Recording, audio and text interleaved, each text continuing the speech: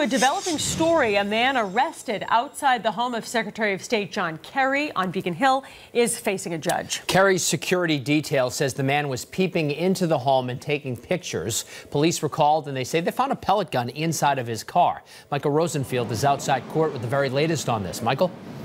Well, David, that man is expected to be arraigned at some point this afternoon here at Boston Municipal Court. This all stems from a very strange incident that happened outside the Beacon Hill home of Secretary of State John Kerry yesterday. 29-year-old Vladimir Romanov was apparently taking pictures of Kerry's home, specifically of the windows, according to Kerry's spokesperson. He was also parked illegally. It raised concern for Kerry's security team, and they called Boston police. Romanov, who lives in West Roxbury, told officers he had been taking photos of the home for a friend, but he had deleted them. He said he'd been drinking and appeared unsteady on his feet, had glassy eyes, and when asked to produce ID, he said he couldn't.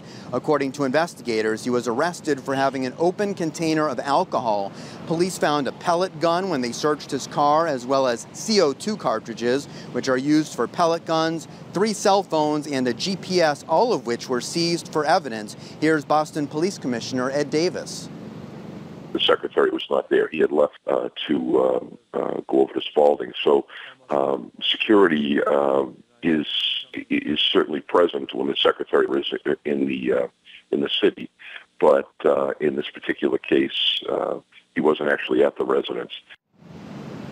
So as you heard, the Secretary of State was not home at the time. He was over at Spalding Rehab visiting his wife, Teresa Hines Kerry, who, as we know, is recovering from a seizure suffered at her Nantucket home about 8 days ago. As for Romanov, again, he's expected to be arraigned this afternoon. Right now, he is only charged with drinking in public, and we expect to get more details on the case today.